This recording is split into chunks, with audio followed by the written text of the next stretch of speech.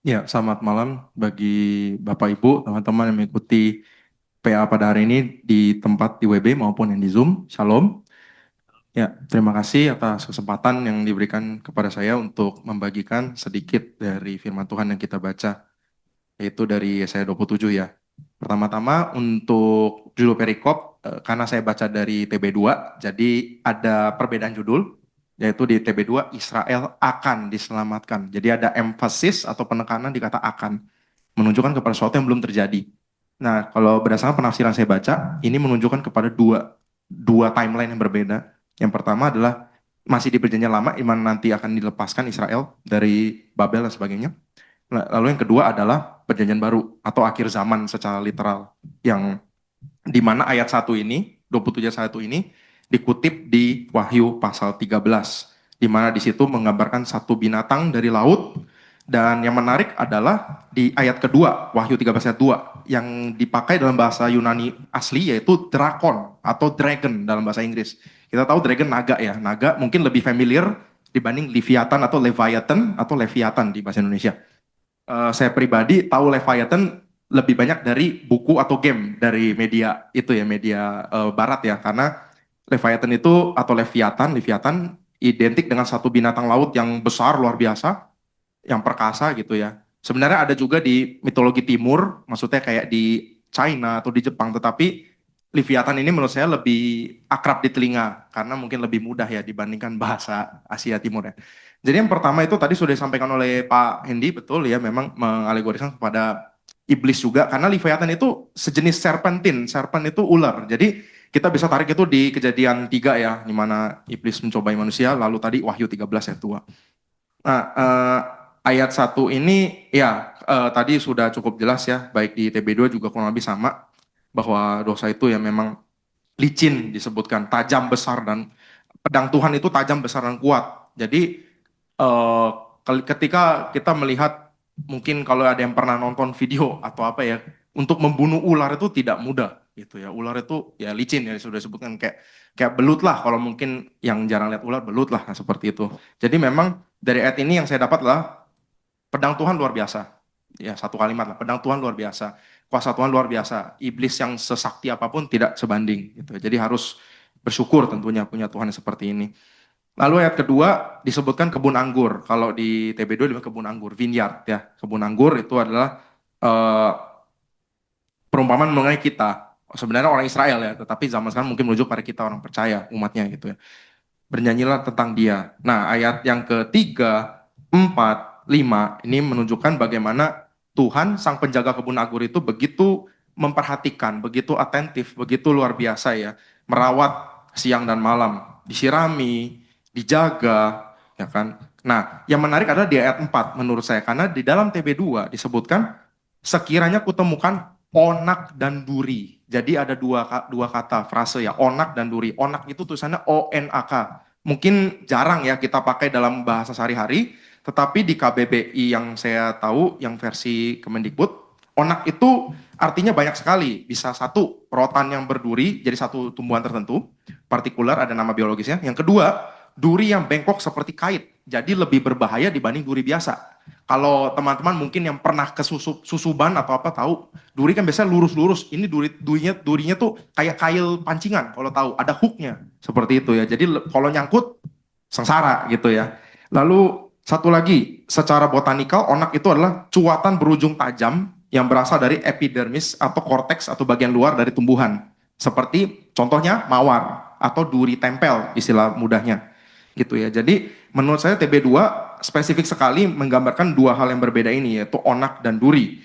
Karena kalau kita melihat di bahasa aslinya juga dipakailah dua frase yang berbeda, yaitu tadi disebutkan syamir atau onak dan juga syait atau duri. Jadi dua kata yang berbeda, tapi artinya kurang lebih sama, memang duri. Mungkin jenisnya yang berbeda, seperti itu. Yang saya dapatkan dari ayat ini adalah Tuhan itu begitu luar biasa, meskipun kita atau umat Israel pada zaman itu layak dihukum, tetapi ayat 4 secara jelas di frase pertama itu disebutkan, tiada nyala murka padaku. Jadi Tuhan masih memberikan kesempatan untuk bertobat. Yang saya dapat adalah ya selayak-layaknya Tuhan marah, justifikasi apapun yang Tuhan punya, Tuhan pada akhirnya masih sabar, masih mengasihi, sudi mengampuni orang Israel yang tegar tengkuk, yang luar biasa bebalnya, gitu ya. Dan sampai sekarang amat sangat relevan tentunya. Dan disebutkan juga, ya Tuhan memerangi, membakar habis, dan sebagainya. Dan ayat kelima, yang menarik di sini adalah satu frase yang diulang sampai 2 kali. Kalau di TB2 seperti ini, dan mencari damai dengan aku, koma, ya mencari damai dengan aku. Frase ini menarik kenapa? Mungkin di bahasa Indonesia atau bahasa Inggris atau Mandarin sama, persis kayak begini, tetapi kalau di bahasa asli kita lihat, urutan kalimatnya berbeda. Yang pertama, yang mencari damai, disebutkan seperti ini. Asah shalom. Shalom kan damai ya. Asah itu membuat perdamaian. Jadi mencari damai maksudnya membuat perdamaian. Dan kalimat kedua adalah shalom asah. Urutannya berbeda. Secara grammar artinya sama. Nah, yang saya dapat bukan sengaja, ya saya bukan sengaja menulis dalam tanda kutip salah menulis. Kayak misalnya saya makan apel, saya apel makan. Itu kan salah. Enggak. Tetapi dari grammar bahasa Israel yang saya lihat gitu bahasa asli, kedua kalimat ini menunjukkan satu penekanan, emphasis, menekankan apa? Bahwa Tuhan lagi-lagi membuka kesempatan bagi orang yang berdosa untuk membuat perdamaian dengannya. Jadi Tuhan berinisiatif membuka pintu maaf bagi orang yang tidak layak. Luar biasa, sampai sekarang masih relevan juga menurut saya, luar biasa. Ibaratnya sebrengseknya kita, sekurang ajarnya kita, Tuhan masih mau mengampuni. Sampai 2 kali kalimat itu dituliskan. Menurut saya itu penekanan gitu ya. Lalu di ayat ke-6, ya Yakub akan berakar, Israel akan berkembang. Ya ini masih sambungan. Yakub dan Israel sama ya. Dan ayat ke-7, itu menurut saya suatu retorika atau suatu pertanyaan yang kalau bahasa kasarnya tidak perlu ditanyakan. Gitu ya. Tetapi ini merupakan suatu frase atau phrase yang menunjukkan bahwa Tuhan itu luar biasa. Apakah Tuhan memusnahkan umatnya seperti ia memusnahkan orang yang memusnahkan mereka? Kita tahu begitu banyak bangsa dibinasakan Tuhan.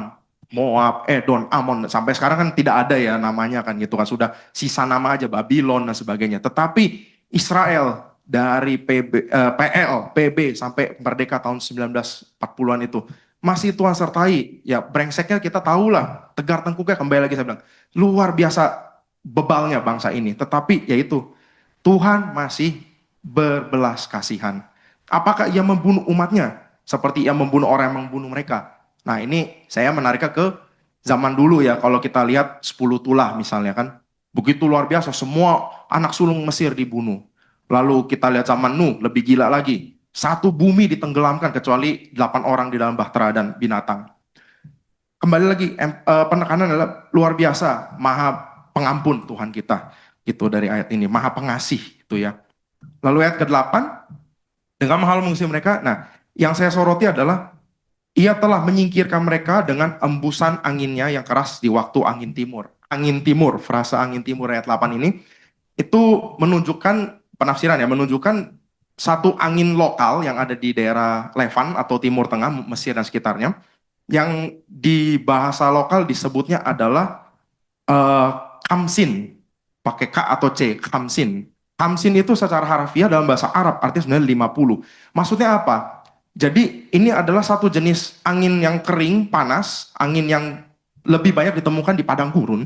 Tetapi angin ini bukan angin yang 100% merusak kayak taifun atau angin topan atau puting beliung ya, mungkin orang Indonesia lebih tahu ya. Tidak. Jadi Tuhan dari sini yang saya lihat adalah Tuhan menghukum, iya, tetapi Tuhan kembali lagi menyisakan, masih mengampuni, menyisakan orang-orang yang mau kembali kepada Tuhan tadi ke ayat 5, ayat 6 sebagainya.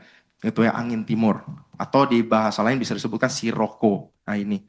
Lalu ayat 9, yang menarik di ayat 9 ini adalah dia nantinya ayat ini dikutip oleh Paulus di Roma 11 ayat 26. Bagaimana Tuhan akan menghapuskan kesalahan kita. Tuhan dari zaman PL sampai Tuhan Yesus dengan penebusannya di kayu salib, ia akan menghapuskan kesalahan kita. Tapi yang menurut saya paling menarik adalah frase batu kapur di sini. Atau dalam bahasa Inggris di sebelahnya disebutkan 2 macam, chalk stone, chalk kapur, dan limestone atau bahasa Indonesia batu gamping. Jadi kenapa berbeda? Karena kalau chalkstone itu terdiri dari batu gamping dengan mineral kalsit. Nama mineral kalsit. Jadi gamping plus kalsit sama dengan kapur. Jadi sama aja, cuma bedanya batu kapur sama batu gamping bedanya di kalsitnya itu. Tetapi satu hal yang sama adalah mereka itu adalah jenis batuan yang poros. Poros, saya nggak tahu bahasa Indonesia ada apa nggak. Jadi gampang hancur. Kalau teman-teman pernah yang mengalami ya zaman dulu sekolah dengan kapur, pasti tahu kapur itu kan gampang, petek gitu kan, hancur, jadi keping-keping, jadi debu. Makanya di sini disebutkan dengan batu kapur. Kenapa maksudnya adalah Tuhan akan meniadakan seluruh berhala itu kayak mecahin kapur. Jadi benar-benar habis, tidak tersisa. Maksudnya seperti itu yang saya tangkap ya.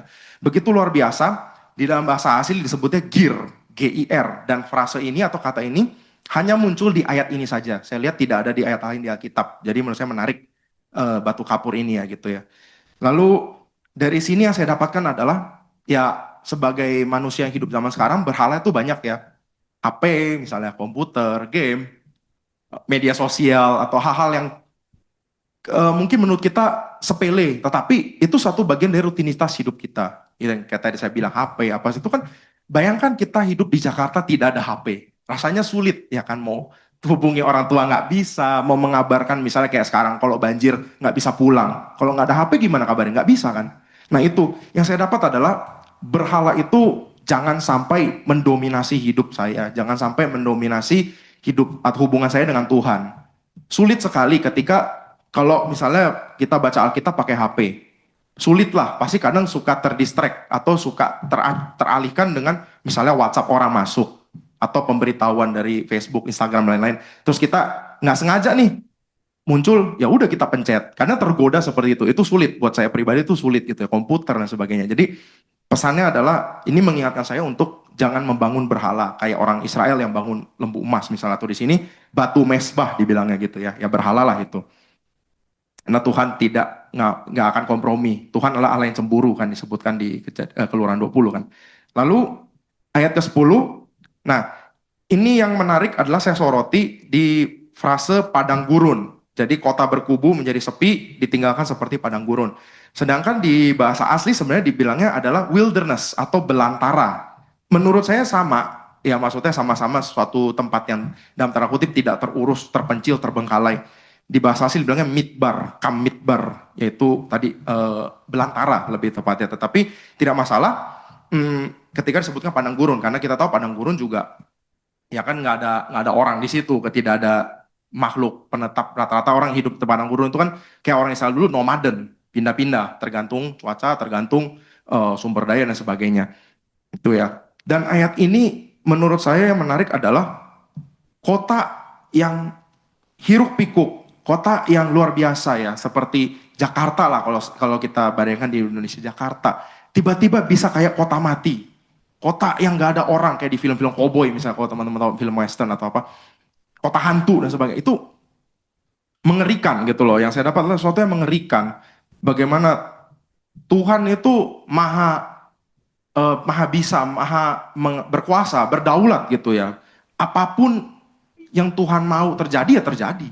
Kota segede apapun, negara sehebat apapun, kita lihat di sejarah kita sudah luar biasa, banyak sekali. Kayak Inggris misalnya atau negara-negara lain yang mungkin di abad pertengahan, di zaman Renaissance itu luar biasa, tetapi zaman sekarang ya kacaunya juga luar biasa, tidak sejaya dulu. Nah itu dari situ yang saya dapat adalah tidak ada hal yang abadi di dunia ini. Tidak ada hal yang forever, nothing lasts forever orang bilang. Tidak ada yang bisa bertahan selama-lamanya. Sejaya apapun kedudukan saya, sehebat apapun uang yang saya punya, sebanyak apapun materi properti yang saya punya, suatu saat Tuhan akan izinkan itu lenyap, raib. Dan saya harus paham, saya nggak boleh mempertanyakan, kok Tuhan kamu ambil sih, toh semuanya kan dari Tuhan. Itu yang saya pelajari dari ayat ini, semua kan dari Tuhan. Tuhan bisa mengambil kapan saja Tuhan mau. Itu ayat 10. Lalu ayat 11 juga sambungan, ranting-ranting dan sebagainya. Dan ayat 11 ini menurut saya yang menarik adalah frase dari bagian B, yaitu inilah suatu bangsa yang tidak berakal budi. Karena itu dia tidak disayangi oleh dia yang menjadikannya dan tidak dikasihani oleh dia yang membentuknya. Ini suatu statement atau pernyataan yang luar biasa. Bagaimana Tuhan yang menjadikan bangsa ini. Tuhan yang membentuk bangsa ini dari nol sampai luar biasa sampai sekarang.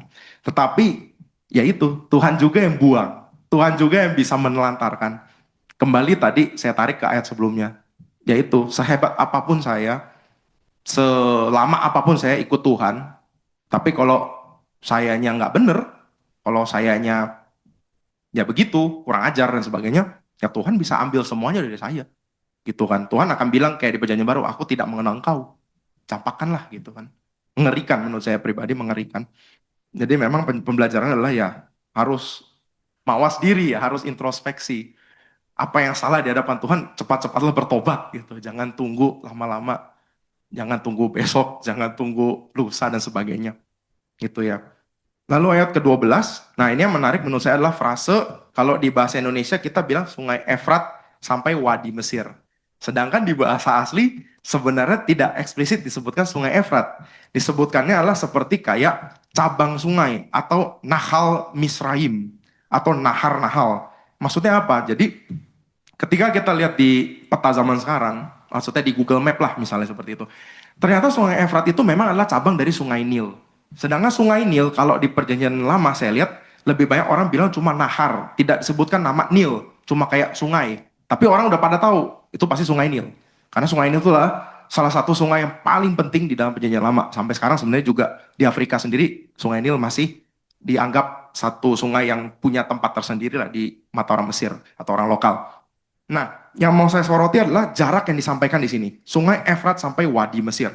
Wadi ini sebenarnya bahasa serapan, bukan bahasa Indonesia ya. Wadi itu sebenarnya bahasa serapan dari bahasa Arab.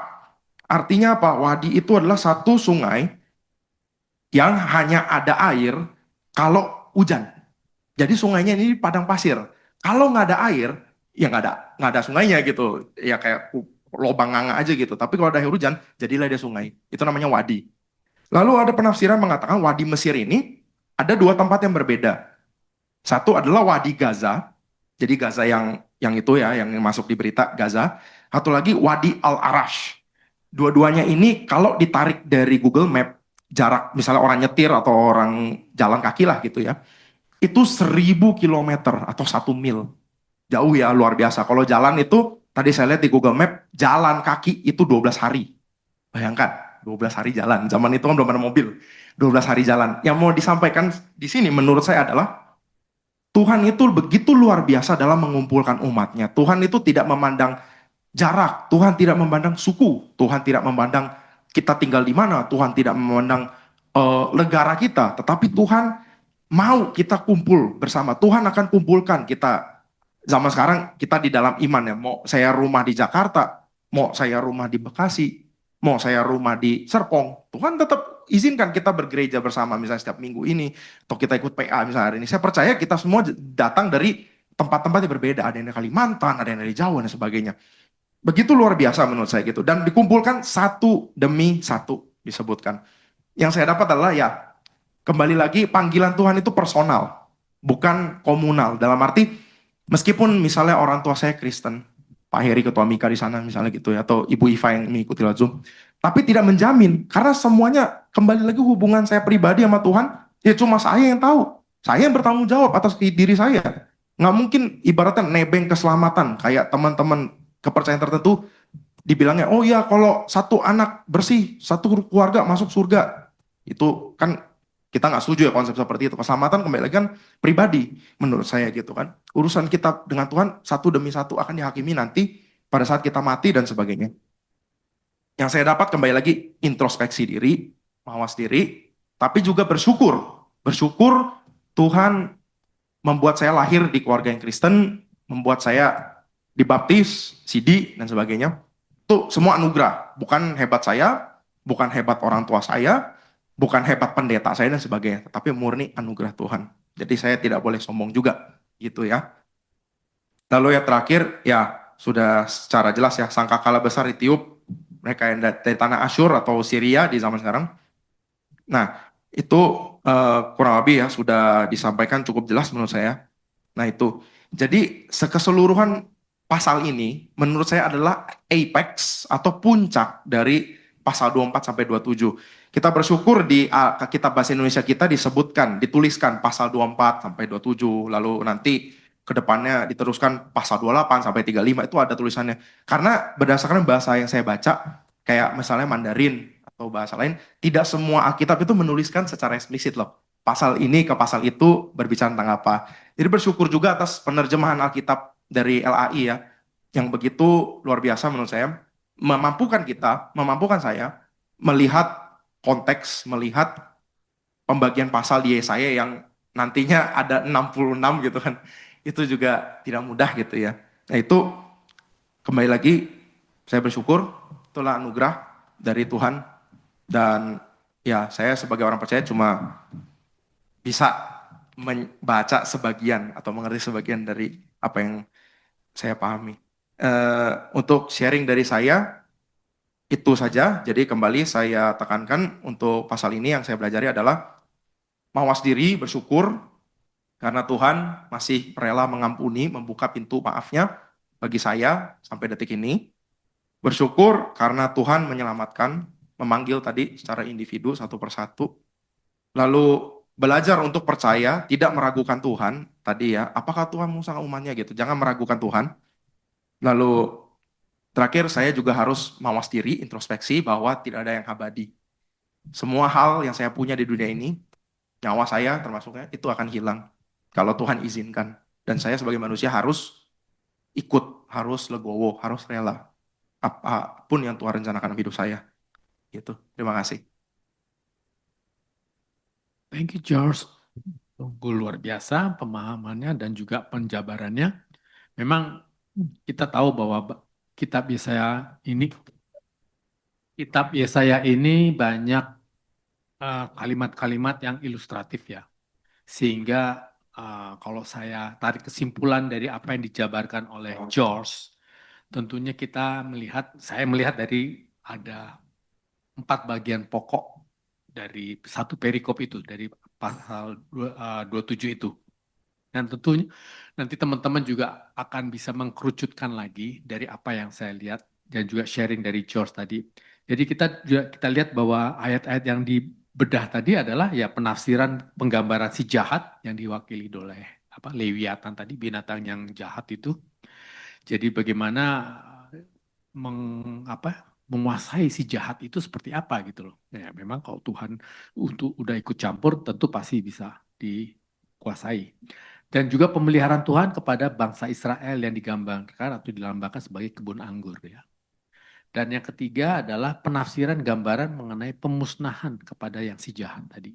Ya tadi ada misalnya ilustrasi batu yang kapur itu akan hancur lah itu. Dan yang terakhir adalah happy ending. Ya, ini nih, happy ending kembali ke Yerusalem. Jadi poin 4 pokok inilah yang tergambar dari ilustrasi dari ayat 1 sampai 13. Nah, mungkin dari teman-teman punya perspektif lain ya, silakan saya berikan forum ini untuk bisa saling sharing. Paling tidak itu yang saya lihat penggambaran dari ayat pasal 27 ini. Silakan dari teman-teman, monggo. Mungkin dari perspektif lain, silakan. Dari teman-teman yang dari Zoom juga silakan. Tadi apa yang saya simpulkan tadi adalah 4 pokok tadi, yaitu penafsiran si jahat, yaitu pemeliharaan Tuhan, dan juga penafsiran mengenai pemusnahan kepada yang si jahat, dan yang terakhir adalah happy endingnya. Gitu. Kira-kira itu yang bisa saya gambarkan dari apa yang kita baca dan dikombinasikan dari apa yang diulas oleh George. Silakan teman-teman, waktu dan tempat saya berikan. Ayo silakan. Ibu Lumangga. Nah, Ibu Lumangga ini selalu deh kalau dengan saya selalu tuh Saya dulu Pak Hendy, yang lain dulu deh. Oke, ya silakan. Ketua Mika dulu. Kita jarang ketemu face to face ya Bu Lumangga, selalu lewat Zoom.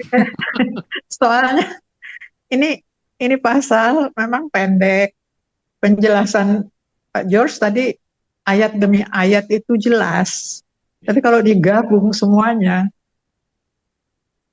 sulit untuk melihat gambaran ininya. Benar bulu mangga. Gambaran ini yang mana? Perjanjian lama nih kalimatnya bukan kalimat seperti kita baca sehari-hari ya. Iya, Sana karena kalau ilustratif. lihat kalau lihat di sini semua pada waktu itu pasal ayat 1, pada waktu itu ayat 2, semuanya pada waktu itu kan menunjukkan waktu yang jauh ke depan. Jadi sifatnya eskatologis ya. Iya. Nah, kalau kalau melihat begini, sepertinya ini tidak tidak menggambarkan eh, bubble yang dalam jarak dekat dari masa itu. Jadi ini kelihatannya jauh ke depan. Saya nggak tahu nanti barangkali narasumbernya aja yang kalau membaca begitu. Jadi mungkin Leviathan ini adalah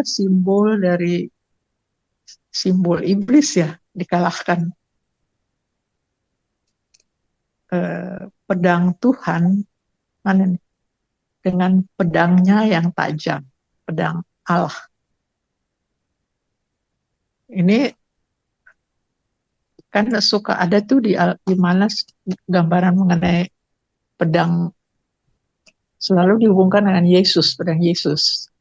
Jadi barangkali ini ada hubungannya dengan uh,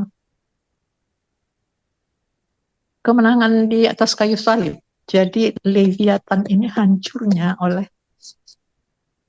uh, pedangnya yang tajam. Jadi dengan kematian Yesus di salib, kan maut dikalahkan, iblis dikalahkan. Jadi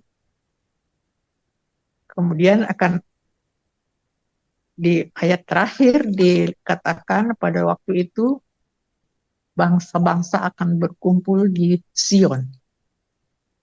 Walaupun di sini hanya beberapa tempat yang disebutkan, tapi menggambarkan bahwa karena ini perjanjian lama, jadi gambarannya itu hanya daerah Timur Tengah kelihatannya. Mulai dari Mesir, tadi Pak George sudah menggambarkan jauhnya itu sampai 1.000 kilometer ya, dari Mesir ke arah tanah perjanjian itu memang kira-kira perjalanannya kan perjalanan dua minggu itu. Jadi dikumpulkan semua umatnya, kalau di sini digambarkannya sih anak-anak Yakub, turunan Yakub akan dikumpulkan dari segala penjuru. Tapi bisa juga kita gambarkan ini pada akhir zaman. Seluruh bangsa-bangsa akan berkumpul ke Gunung Sion untuk menyembah Tuhan. Kalau nanti kita baca lagi yang lebih jauh ke depan. Itu yang bisa saya lihat, walaupun kelihatannya agak susah ya, Pak. Sulit, ini Ya, gimana ya? memang bahasanya atau kalimatnya memang figuratif. Ya, ya. Dan juga puitis ya, poetik. Ya, thank you Bu Lumonga. Kalau memang ada yang lagi, teman-teman lain yang bisa memberikan perspektif lain dari apa yang disampaikan Bu Lumonga, ataupun juga dari George tadi, mungkin dari teman-teman juga punya perspektif yang lain, silakan. Silakan Pak Heri, mantap. Iya, Bapak Ibu yang dikasih Tuhan, saya menambahkan aja yang belum George tadi singgung ya, yang sudah George singgung saya nggak ulangin, sangat berdetail sekali tadi George sudah. Jadi yang saya mau sorot di sini adalah pada ayat 2 dan 3 ya. Di situ eh, dikatakan Tuhan menjaga ya, menyiram pohon anggur. Pohon anggur itu ya di dalam perjanjian lama tadi Pak Hendi juga udah singgung bahwa yang dimaksudkan ada milik kepunyaan Tuhan itu ya selalu Israel itu bangsa pilihan. Nah, Tuhan menjaga itu Tuhan itu sebagai owner, pemilik daripada pohon itu dan merawatnya, menyiram anggur itu. Nah, kalau kita bandingkan dengan kebetulan kemarin kami bahas Yohanes 15, Yohanes 15 ayat 2, di situ Tuhan Yesus memperumpamakan dirinya sebagai pokok anggur dan orang percaya sebagai rantingnya. Nah, ada ranting yang tidak berbuah dan ranting yang berbuah. Jadi yang di sini kalau kita bandingkan dengan ranting yang berbuah, maka Bapa di surga akan merawat, menyiramnya seperti miliknya. Karena dia pengusaha, kalau dikatakan di dalam Yohanes, Bapa sebagai pengusahanya. Maka ranting itu yang hidup karena melekat pada Tuhan Yesus, maka dia akan berbuah lebat, berbuah banyak. Nah, itu dua ayat tadi, 2 sama 3. Kemudian disinggung juga sebagai penjaga, juga Tuhan itu hakim yang akan datang menghukum, ya, di ayat 2 tadi. Terus terutama yang akan dihakimi yang ayat pembukaan tadi, liwatan, ya. Tadi bahasa asli Ibrani Leviathan, ya, yang artinya bisa disebut monster juga, ya, seperti itu, ya. Seperti itu. Nah, orang-orang yang kejam dan angku itulah yang akan dihakimi terus. Kalau kita bicara eskatologi yang tadi Bu Lomongga singgung, maka kedatangan Kristus yang kedua kali, maka yang akan dihancurkan terlebih dahulu adalah si Satan itu, ya, dengan orang-orang fasiknya. Nah, kemudian eh, ayat ayat 4 ya tadi yang Satan dan orang fasik itu. Kemudian bagian di ayat 3, selain tadi saya sudah sampaikan penjaga, hakim, eh, Tuhan itu pelindung juga di ayat 5, ya, pelindung. Jadi tiga tiga kata ini yang sangat disorot di dalam ayat 2 sampai ayat 5 itu, ya. Nah, di ayat 9, ayat 6, 9, 12 tadi udah disinggung juga, Jos. Sisa Israel, Tuhan akan menyisakan Israel, Tuhan akan menyelamatkan sisa Israel itu. Nah, kemudian yang saya sorot adalah di ayat 11. Ayat 11 ini masih saya kaitkan dengan Yohanes, ya. Yohanes pasal 15. Ranting-ranting yang patah di sana akan dikumpulkan para perempuan dan dibakar. Kalau di dalam Yohanes kita bandingkan Yohanes 15 ayat 6, bahwa ranting-ranting yang tidak berbuah akan dipotong dan akan dicampakkan ke dalam api. Nah, seperti itu. Kemudian di ayat 13 udah jelas, ya. Tadi Yerusalem itu tempat pusat penyembahan, semua orang akan datang, ditarik oleh Tuhan untuk datang, dan mereka akan memuliakan Tuhan dan Tuhan memuliakan mereka. Nah, pelajaran apa yang saya boleh dapatkan dari poin-poin tadi, ya? Pertama, saya mau tambahkan nih kelewat tadi, bahwa dalam konteks ini pasal 27 ini kita lihat latar belakang konteksnya adalah kalau dari segi historis ini sama, ya, kemarin-kemarin dia pasal 26, ya, kita juga bahas, ya, bahwa kondisi politik yang tidak enak, tidak nyaman bagi Israel dan Yehuda. Mereka ada dalam tekanan Babel seperti itu, ya, dalam penjajahan Babel. Nah, kemudian secara teologis, ya, supaya kita nggak nyimpang, ya, Israel itu di tengah-tengah kepercayaan orang kafir yang demikian pengaruh sangat besar saat itu.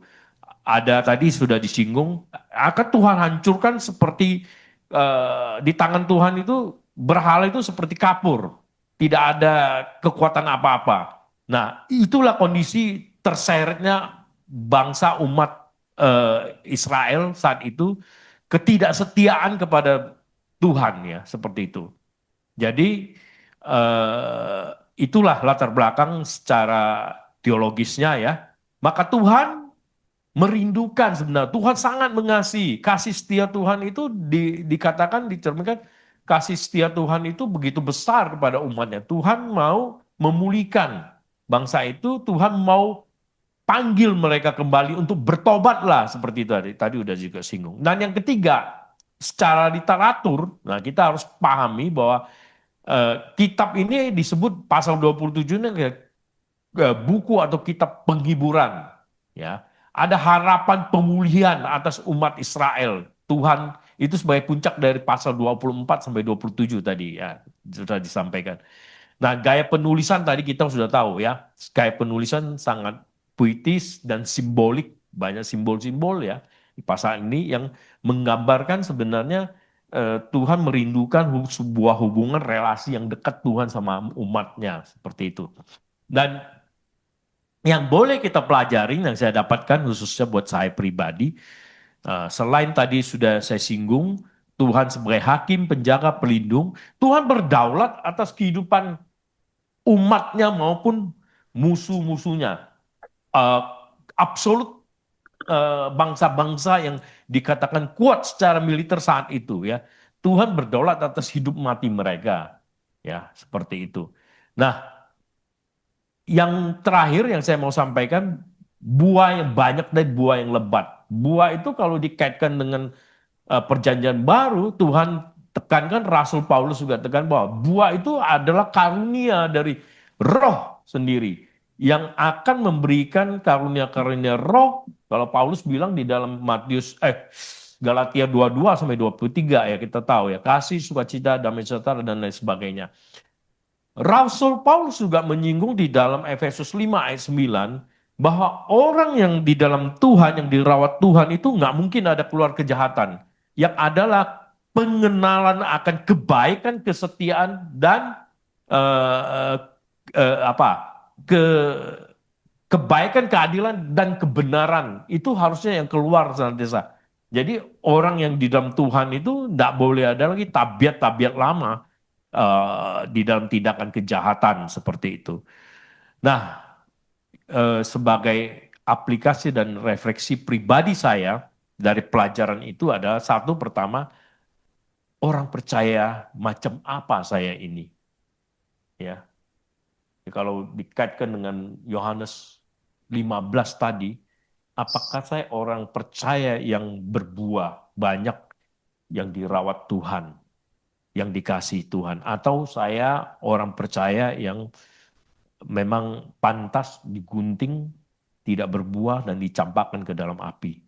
Yang kedua, jika saya tidak setia, ada di bawah pengaruh dunia yang kekinian kita tadi udah dijabarkan pengaruh berhala di kekinian kita. Kita sekarang ini mungkin sudah tidak lagi di bawah pengaruh dukun-dukun kalau kita di perkotaan, tetapi berhala kita lain lagi, gadget misalnya ya, teknologi dan lain sebagainya.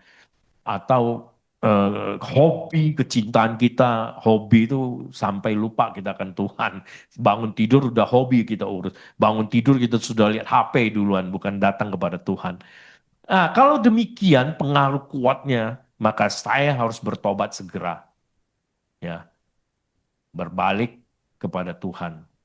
Sebaliknya, apabila saya benar-benar mencintai Tuhan, maka Tuhan dijanjikan tadi, Tuhan menjaga, merawat, sehingga saya memiliki buah yang banyak.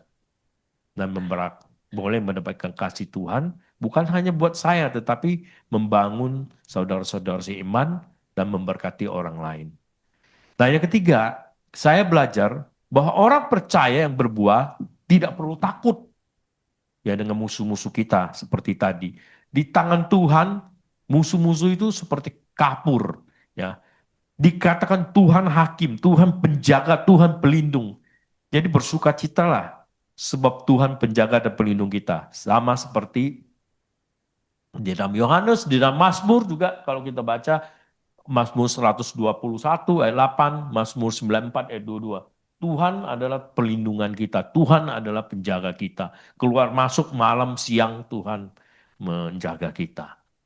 Dan yang keempat, setia dan berelasa dengan Tuhan dan orang-orang kudus. Itu penting ya. Jadi saya mengaitkan ini dengan tadi sekali lagi Yohanes pasal 15 bahwa kalau kita tidak melekat pada pokok anggur itu ya Tuhan Yesus sendiri, kita nggak punya relasi yang saya selalu tekankan satu paket doa dan baca firman Tuhan.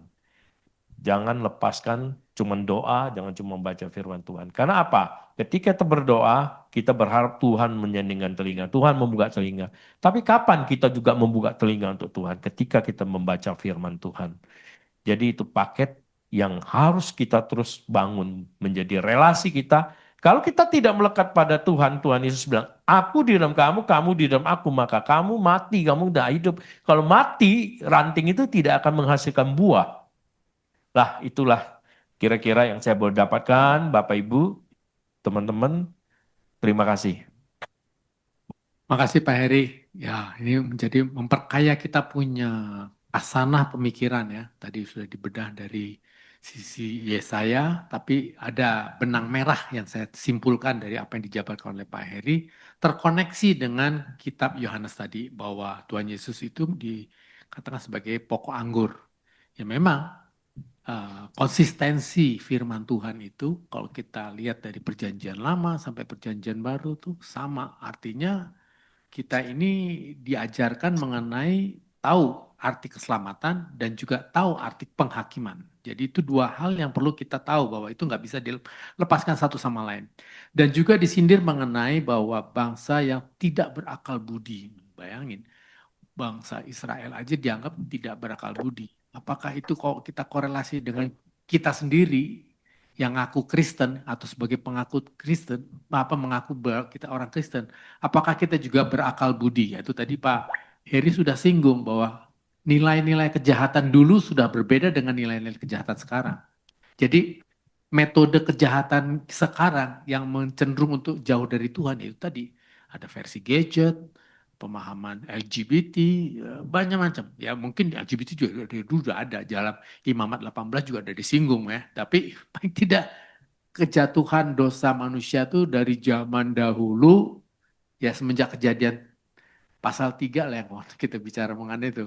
Jatuh dah sampai sekarang sama metodenya. Jadi itulah konsistensi di mana firman Tuhan berbicara melalui nabi-nabinya sampai Tuhan Yesus datang, sampai sudah pasca Tuhan Yesus datang, kejahatan kita tetap sama. Nah ini dari kita diajarkan melalui apa yang disampaikan di kitab ini. Thank you Pak Heri. Tentu ini juga mendapatkan pemahaman kita, kekayaan kita, walaupun tadi kita konteksnya membaca Yesaya, kita juga bisa ulas di dalam korelasinya dengan di dalam perjanjian baru. Tentu tidak lari konteks kita tetap di Yesaya 27, itu hanya sebagai pelengkap atau sayap dari pemahaman dari Yesaya 27 tadi. Oke, dari teman-teman ada lagi, selagi saya juga berbicara mungkin ada perspektif dari teman-teman, silakan loh, waktu masih ada 20 menit. Tapi kalau memang sekiranya nggak sampai 20 menit, ya kita lihat situasinya. Kalau memang lama-lama jadi mute semua, ya udah. Pak Selamat punya mainan. Ayo, monggo silakan. Siapa? Bu, oh, ayo Bu Warek. Iya ini dia. Warek bukan kenyang ya Bu Iva. Bu Iva dicolek tuh sama si George. Wah, dokter katanya. Waduh, mantap nih. Kita pengen denger juga nih ulasan dari akademis, dari akademis. Mana Pak Saud ada? Ah, ini dia Pak Saud. Nah, sudah cocok deh tuh. Pak Saud, silakan Pak Saud.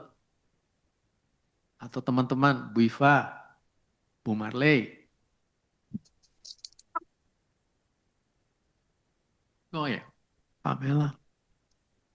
Pokoknya saya nggak nyebut siapa-siapa, tapi please stand up and speak up. Gitu ya. Ya nggak harus stand up sih, duduk aja juga bisa. Ayo, jangan malu-malu. Kita sama-sama belajar, termasuk saya juga belajar dari ulasan teman-teman yang tadinya tidak terpikir oleh saya, jadi oh iya ya. Jadi everybody learning on this kind of discussion. Ya silakan, Bu Lydia. Oke, iya. Tadi udah disampaikan juga oleh George, Pak Hendy, kemudian Pak Heri. Mungkin saya lagi ngeliatin, kan kalau kesimpulan teologis dari saya pasal 27 ayat 1 sampai 13 ini adalah Tuhan adalah penyelamat dan pelindung Israel itu sendiri. Dia akan menghukum kekuatan jahat yang menindas Israel, kemudian memulihkan keadaan Israel dan mengumpulkan kembali umatnya yang tersebar. Tuhan juga yang akan menjadi raja atas seluruh bumi dan memerintah dengan adil. Ya, jadi kalau kita baca ini memang benar-benar terkesan bahwa Israel itu memang benar-benar sangat disayang sama Tuhan gitu. Tapi saya lagi melihat ada beberapa poin yang mungkin tadi belum disinggung lebih tegas. Saya lagi ngelihat di balik kasih karunia bahwa Tuhan yang akan menyelamatkan bahkan akan nanti memulihkan keadaan Israel. Di sini saya ngelihat contoh dari ayat yang ketiga sampai ayat yang ke-11, bagaimana Tuhan itu menegur dengan keras ketika dosa itu dilakukan oleh mereka, gitu ya. Jadi apakah Tuhan tidak mengasihi mereka? Kan ada beberapa catatan bahasa yang indah sekali. Apakah Tuhan akan memusnahkan umatnya seperti ia memusnahkan orang yang memusnahkan mereka? Atau apakah ia akan membunuh umatnya seperti ia membunuh orang yang membunuh mereka? Dengan menghalau dan dengan mengusir mereka, engkau telah melawan mereka. Ia telah menyisikan mereka. Nah, ini menarik. Jadi kalau kita ngeliatin di atas, memang Tuhan itu tidak kompromi dengan namanya dosa gitu ya. Jadi kecintaan, sayangnya Tuhan, janjinya Tuhan kepada umat Tuhan, kita kan bicara Israel sejati adalah umat Tuhan yang benar-benar percaya padanya dan kita mendapat kasih karunia itu kalau kita melakukan atau hidup di dalamnya. Jadi waktu ngeliatin ini yang saya lihat adalah memang poin yang paling keras di balik kasih karunia yang Tuhan kasih adalah, iya kalau kamu hidupnya nggak bener, ya aku nggak akan memberikan kasih karunia itu kepada kamu, kamu akan aku binasakan. Lalu di berikutnya dia bilang seperti ini, maka beginilah akan dihapuskan kesalahan Yakub dan inilah buahnya kalau ia menjauhkan dosanya. Iya, kemudian selanjutnya kan akan dibilang kan dia akan membuat segala batu mesbah seperti batu kapur yang dipecah-pecahkan sehingga tiada lagi tiang-tiang berhala dan pedupaan-pedupaan yang tinggal berdiri. Artinya sebuah tindakan yang pasti meninggalkan dosa itu adalah tidak hidup di dalam penyembahan berhala itu ya, tidak hidup di dalam dosa itu sendiri gitu ya. Jadi saya dapatin poin yang paling dalam di balik kasih setia Tuhan kepada umat Israel, kepada kita yang percaya padanya dalam poin ini adalah Tuhan itu memang Tuhan yang penuh kasih tapi Tuhan yang penuh dengan kesucian. Jadi dia tidak akan membiarkan kita bermain-main dengan kebenaran itu sendiri. Maksudnya kalau kamu harus hidup benar, hidup benar. Tapi kalau kamu nggak benar, ya udah siap aja. Aku hukum kamu gitu ya. Eh, itu mungkin poin pertama yang aku dapatin. Kemudian di sini itulah sebabnya dia tidak disayangi oleh dia yang menjadikannya dan tidak dikasihi oleh dia yang membentuknya kalau hidupnya nggak benar. Ayat yang 11 kan, apabila ranting-rantingnya sudah kering, maka akan dipatahkan, perempuan-perempuan akan datang dan menyalahkannya. Sebab inilah suatu bangsa yang tidak berakal budi. Ya, aku dapat satu poin adalah, poin yang kedua adalah kalau kita membiarkan hidup kita hidup dalam dosa itu dibilang memang gak berakal budi ya Pak. Seperti singgungan Bapak tadi. Jadi dan waktu itu terjadi maka udah pasti kita gak layak dikasihi sama Tuhan. Itu poin yang kedua. Kemudian waktu dibilang ayat 12, maka pada waktu itu Tuhan akan mengirik mulai dari sungai Efrat sampai sungai Mesir dan kamu ini akan dikumpulkan satu demi satu hai orang Israel. Pada waktu itu sangkakala besar akan ditiup dan akan datang mereka yang hilang di tanah Asyur serta mereka yang terbuang ke tanah Mesir untuk sujud menyembah kepada Tuhan di gunung yang kudus di Yerusalem. Nah, waktu baca ayat ini kita melihat bagaimana orang Israel kembali dikumpulkan oleh Tuhan, diselamatkan dan mereka yang melakukan kejahatan kepada orang Israel itu yang dimusnahkan. Dan pada intinya penyembahan kemuliaan itu hanya kembali pada Tuhan. Saya mendapat secara pribadi hari ini bahwa kasih karunia Tuhan kepada orang yang sungguh percaya padanya itu yes, amin dan kekal. Tapi lagi-lagi ketika kita hidup tidak sesuai dengan yang Tuhan mau, hidup tidak dengan sungguh kepada Tuhan, sebuah relasi yang sangat pribadi dengan Tuhan itu adalah hidup kita, maka hukuman itu selalu akan mengikut kita gitu. Kemudian yang kedua, iya ya, segala bangsa dengan kekuatannya tetap aja Tuhan yang berkuasa di atasnya. Dan semua lidah dan lutut akan bertekuk lutut pada Tuhan. Jadi lagi-lagi dalam kisah ini menyatakan bahwa Tuhan itu yang berkuasa gitu ya. Mungkin kita bisa simak semua peristiwa saat ini gitu ya. Singgungan tadi waktu bicara tentang Israel, lalu kita ngeliatin mungkin nanti hambanya juga bisa sorotin itu gitu ya. Bahwa Israel di ayat yang kedua kan bilang kebun anggur itu lambang Israel itu sendiri. Betapa Tuhan yang mengasihi dan Tuhan yang menjaga, menyelamatkan. Ya, semoga kita yang adalah Israel kini boleh didapati Tuhan setia supaya kita mendapatkan kasih karunia itu. Terima kasih Pak Hen. Oke, mau tambah kaya lagi kan perspektifnya. Thank you Ibu Lydia. Jadi intinya bahwa kita tahu bahwa kalau kita diulas itu kita ini sebenarnya ngiri juga ya lihat bangsa Israel ya. Sebejat-bejatnya bangsa Israel masih disayang sama Tuhan loh. Tapi kita juga belajar. Ada istilah kalau saya boleh minjem istilah kalau kita lihat film kartun tuh ada stick and carrot. Stick and carrot tuh ya tongkat kalau kita salah diceples sama tongkatnya. Tapi ada reward. Rewardnya apa? Yaitu carrot. Ya kayak kita anggap seperti kelinci lah. Wah, kalau kamu baik, kau dapat itu wortelnya yang akan di. Jadi ilustrasi itu kurang lebih mirip apa yang Tuhan berikan tadi. Jawa kita tuh keberhalaan. Ya, kalau bahasa pergaulnya, gua kasih pur dulu deh, ntar gue sikat lu ntar kan gitu istilah. Jadi memang benar. Artinya ada satu sisi Tuhan masih memberi waktu. Disinilah kita harus mempunyai kepekaan. Nah ini, kita kadang merasa bahwa saya benar kok, nggak ada masalah. Nanti dulu, kita kalau kurang peka, yang kita anggap sebagai sesuatu yang anggap benar, belum tentu benar kan gitu. Nah ini juga menjadi bagian sindiran tadi, bahwa apa yang disampaikan bahwa bangsa yang tidak berakal budi, kok kesannya kok tidak berakal budi, di mana saya merasa berakal budi kok gitu. Ternyata ukuran kita, tapi bukan ukuran Tuhan. Ya, ini yang kita harus juga belajar. Kadang kita juga menempatkan diri, wah gue udah Kristen, udah tahu apa jalan keselamatan kok, pokoknya percaya Yesus, udah deh pasti masuk surga. Entar dulu.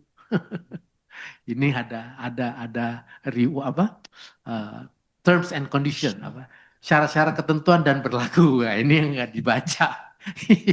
Kebetulan hal ini yang harusnya kita pertajam. Syarat-syarat ketentuan berlaku ini yang tidak digarisbawahi gitu loh. Karena apa kayak udah kalungin salib oke banget gitu ya, kalau kalungin oke, tapi kalau mikul salib kan beda istilahnya. Jadi antara kalungin salib sama pikul salib beda tuh. Jadi ini harus kita pahami. Kira-kira itu yang bisa diilustrasikan yang saya sampaikan dan juga apa yang disampaikan Bu Lydia kurang lebih seperti itu. Jadi masih disinggung mengenai keberhalaan. Kalau ini keberhalaannya sudah clear ya, waduh, sampai bikin patung, sampai bikin apapun dimusnahkan gitu loh. Ya kita keberhalaannya berbeda mungkin tidak dalam bentuk patung, tapi mungkin dalam hal yang lain gitu loh. Itu yang bisa saya ikut sharing. Ini kita masih memiliki 10 menit. Kalau memang masih ada, Pak Saud, waduh ini banyak yang itu, wah ini kita menjulukinya Pak apa tuh? Bukan. Selamat malam, Pak. Halo, selamat malam Deli, Pak Mala. Silakan. Baik, Pak. Dari saya sendiri, saya lebih memberikan kepada sharing, Pak. Jadi, saya suka kepada perkataan firman di ayat 2 sampai ayat yang ke-5. Nah, di sana itu kan, jadi kitab saya TB2, Pak. Nah, jadi agak beda bahasanya, tapi ya itulah firman Tuhan sama. Dan saya suka firman Tuhan itu berkata apa adanya. Jadi memang dia mengatakan yang sebenarnya.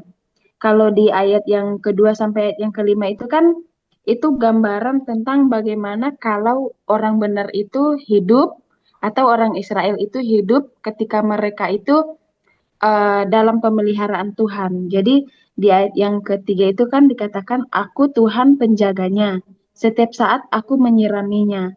Jadi itu satu kalimat yang eh, membuat saya sadar gitu.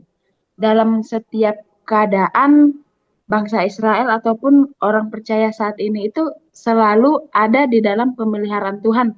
Tapi dalam tanda kutip mereka yang percaya, mereka yang hidup benar, mereka yang selalu disirami oleh Tuhan, mereka yang selalu dijaga oleh Tuhan.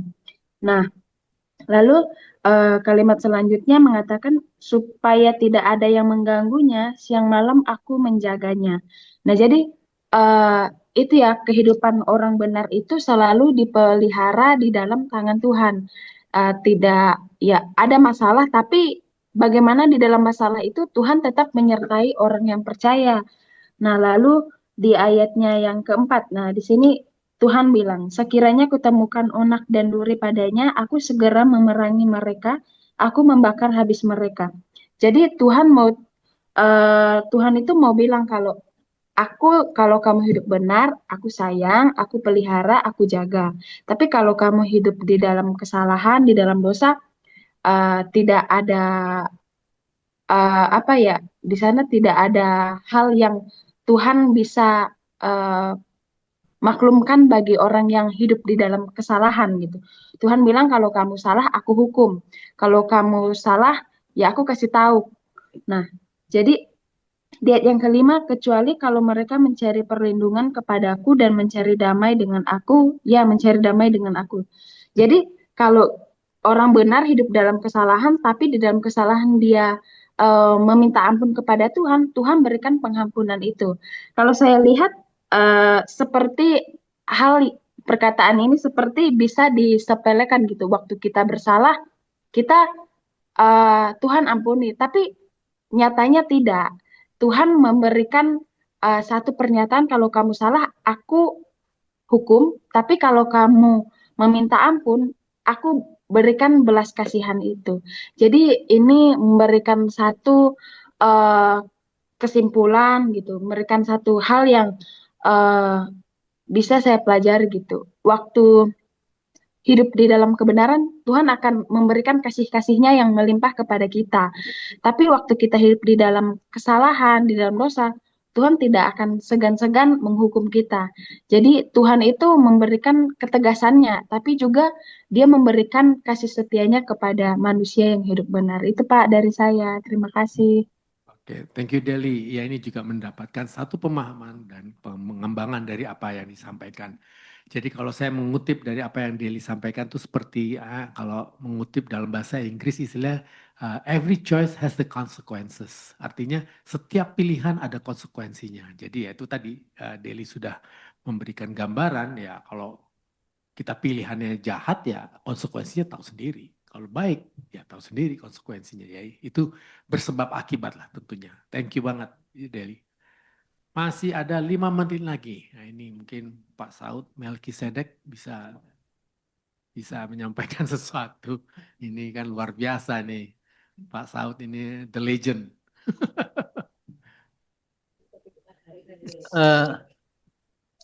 Sorry, Yes. Pak, kelihatan ya? Enggak. Tapi suaranya dengar. Saya percaya ke Pak Saud kok. Wah, kacau. Oh kacau. Anak terang nggak boleh hidup dalam kegelapan. Saya sebenarnya udah terlambat jauh. Sebenarnya hanya mau jadi mendengar. Yeah. Tapi saya tadi tertarik tuh dengan pernyataan dari Deli ya, kalau tidak salah ya. Yang barusan tadi ya. Betul, Saudara betul. Deli. Ya, mungkin saya hanya menambahkan nih, sebenarnya panjang tapi kan waktu sudah mau mendekat ya. Saya mau kutip. 5 menit ya bro. Ya, enggak sampai 5 menit malah. Kok ini nggak bisa sih ya? Video padahal udah di ini loh. Tapi nggak apa-apa deh. Gak apa-apa. Nggak apa-apa, biarin tanpa video. Suaranya meneduhkan kok. Oke, Iya, baik. lanjut. Saya mau mengutip dari kitab Yeskiel pasal 33 ayat 14. Gitu ya. ini menunjukkan Allah yang kita sembah ini, kalau di 1 Yohanes 4 ayat 8 kan tidak ada yang, ya memang Allah itu adalah kasih gitu ya. Dia mengasihi semua gitu kan, gitu. Nah, Yeskiel 33 ayat 14 ini menarik. Saya bacakan ya. Kalau aku berfirman kepada orang jahat, gitu. Jadi ini Allah berfirman melalui Nabi Yeskiel. Engkau pasti mati. Tetapi ia bertobat dari dosanya serta melakukan keadilan dan kebenaran. 15. Orang jahat itu mengembalikan gadaian orang, ia membayar ganti rampasannya, menuruti peraturan-peraturan yang memberi hidup, sehingga tidak berbuat curang lagi. Ia pasti hidup. Ia tidak akan mati. Begitu ya. Nah, ini kalau kita lihat, ini secara ditujukan kepada bangsa Israel ya. Tapi yang menariknya, ini keperorangan. Kita buka ya. Di Yeskiel 33 ayat 8. Saya bacakan. Ini kembali lagi dinyatakan. Tapi ini bertanggung jawab. Orang kepada orang yang kita tahu dia berbuat salah. Nah ini bunyinya. Kalau aku berfirman kepada orang jahat, hai orang jahat, engkau pasti mati. Dan engkau tidak berkata apa-apa untuk memperingatkan orang jahat itu supaya bertobat dari hidupnya, orang jahat itu akan mati dalam kesalahannya. Tetapi aku akan menuntut pertanggungan jawab atas nyawanya daripadamu. Sebenarnya ayat ini juga ada di Perjanjian Baru ya. Jikalau kita tahu saudara kita berbuat kesalahan, namun kita tidak menegurnya, maka kita turut dalam kesalahan orang itu. Jadi ini sangat menarik sebenarnya, kalau diterangkan panjang lebar, tinggi dan dalam. Jadi overtime gitu ya, moderator. Jadi mohon maaf, ini hanya kutipan yang saya mau sampaikan bahwa Allah itu kasih. Namun kan sudah tahu pasti ada keadilan. 10 suku Israel kita sampai sekarang masih apa tidak tahu ya secara pasti, hilang begitu. Baik, demikian Pak Moderator. Silakan. Baik, Pak Saud, terima kasih. Ini benar-benar to the point kan, benar kan? Artinya kalau disampaikan yang diulas tadi, ya betul-betul itulah konsekuensinya. Jadi apa yang disebut tadi dalam ayat 14 tadi, kalau aku berfirman kepada orang jahat, engkau pasti mati, ya itu sudah suatu konsekuensinya yang sudah kita pahami semua. Dan Pak Saud, thank you banget ini itu digarisbawahi dan dicetak tebal tentunya dalam konteks kesimpulan dari apa yang kita bicarakan itu mengarah ke sana. Thank you loh Pak Saud, dari jauh ini luar biasa. Kami semua di sini mendengar dari apa yang disampaikan. Juga teman-teman yang sudah sharing bersama, karena waktu sudah mendekati, jadi saya akhiri dalam diskusi ini, khususnya nanti akan ditutup oleh narasumber Bapak Pendeta Selamat di Ngabang. Saya rasa itu, terima kasih sekali lagi dari apa yang sudah di-sharingkan dari teman-teman. Saya serahkan kepada Pak Selamat sebagai narasumber. Silakan Pak Selamat. Waktu ada kira lebih setengah jam lah, 30 menit. Baik, terima kasih Pak Endi sebagai moderator. Waduh, saya tidak sedalam apa yang disampaikan Jos. Mohon maaf, ini hanya sharing saja kalau begitu. Oke. Ya, Bapak Ibu, terima kasih. Saya hanya share saja. Ya, sudah banyak yang kemudian disampaikan oleh Bapak Ibu sekalian. Terima kasih untuk kupasan firman-Nya. juga memberkati saya dan kiranya juga semakin memberkati kita semua. Bapak terkasih dalam Tuhan, ya kalau kita perhatikan tadi sudah banyak disinggung tentang ayat 1, bagaimana ya Allah, kalau saya memberikan tema itu Allah yang menghancurkan, Allah yang memulihkan. Maksudnya bukan Allah menghancurkan Israel dan kemudian memulihkan kembali, tapi Allah yang menghancurkan kejahatan, tapi juga Allah yang sama yang kemudian juga memulihkan Israel gitu kira-kira. Nah, kalau kita melihat di ayatnya yang pertama tadi itu, ya, saya ingin mengajak kita memfokus pada alur dari keseluruhan ini ya, alur dari bagaimana teks ini berbicara tentang Israel, ya. Pada waktu itu, ya, Tuhan disebutkan tadi, pada waktu itu Tuhan akan melaksanakan hukuman dan pada waktu-waktu itu ada diulang beberapa kali di ayat 1, ayat 2 dan ayat 12. Nah, ini menunjukkan sesuatu yang penting ya, karena menunjukkan bukan suatu waktu jam atau apa, tapi masa, tapi bicara tentang sebuah momentum atau masa. Jadi ketika masa di mana Tuhan itu bertindak, ya, masa ketika Tuhan itu melakukan sesuatu atau intervensi. Nah, dalam konteks ini adalah menghancurkan yang kemudian menurut saya adalah yang sulit dihancurkan. Tadi Lewiatan juga sudah disinggung Bapak Ibu, ya. Tapi kalau saya izin komparasikannya dengan apa yang disampaikan di Ayub.